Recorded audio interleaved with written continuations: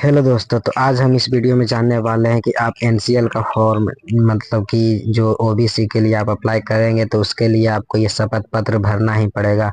तो जानते हैं कि इस शपथ पत्र को कैसे भरा जाता है और आप इसको कैसे अप्लाई करेंगे। उससे पहले मैं बता दूं कि ये शपथ पत्र दो प्रकार का होता है, एक बिहार सरकार के द्वारा होता है, एक भारत सरकार के द्वारा होता है। तो ये भारत सरकार वाला है। चलिए इसको भर के हम दिखाते हैं आप लोगों को। तो सबसे पहले यहाँ पे आप अपना नाम लिख लेंगे, जो भी आपका नाम होगा, जिसको अप्लाई करना है वो अपना नाम यहाँ पे लिख लेंगे। उसके बाद यहाँ पे आप अगर पुत्र हैं तो पुत्र पे टिक मारेंगे। उसके बाद अपना पिताजी का आप अपना नाम यहाँ पे लिख लेंगे। तो यहाँ पे लिख लेते हैं।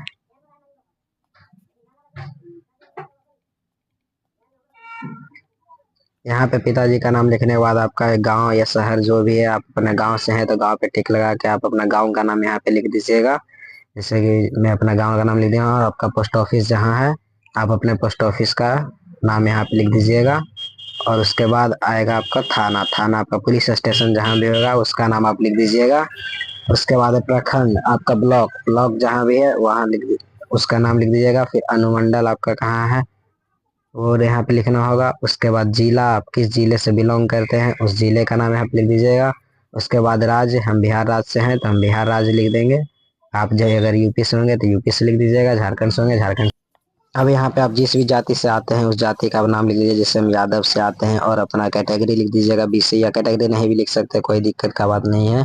आप यहाँ पे जो भी अपना जाति और कैटेगरी लिख सकते हैं, लेकिन जाति लिखना अनिवार्य है, आप जाति लिख सकते हैं। उसके बाद यहाँ पे अगर आपके माता पिता अगर सर्विस करते हैं तो या अगर वहाँ पे अपना अपना सैलरी लिख दीजिएगा, अगर नहीं करते तो वहाँ पे जीरो लिख दीजिएगा। और यहाँ पे आप अन्य स्रोत या फिर किसी से या फिर जैसे भी आपका जो आय आपने बनाया होगा इनकम सर्टिफिकेट, उसके आधार पे आप यहाँ पे लिख सकते हैं। इसे मैं यहाँ पे लिख देता हूँ। अब नीचे आपको पढ़ आना है। उसके बाद अपना स्थान लिख देना है, जहाँ से भी आप बिलोंग करते हैं आपका गाँव का नाम लिख देना है।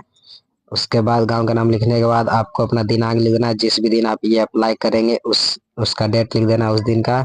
उसके बाद यहाँ पे उस आदमी का सिग्नेचर करना है जिसको अप्लाई करना है, ठीक है। उसका सिग्नेचर कर देना है और नाम लिख देना है। तो नाम और सिग्नेचर अगर एक जैसा है तो सिर्फ आप नाम भी लिख सकते हैं। तो इस तरह से आपका ये पूरा सर्टिफिकेट कंप्लीट हो गया है। धन्यवाद।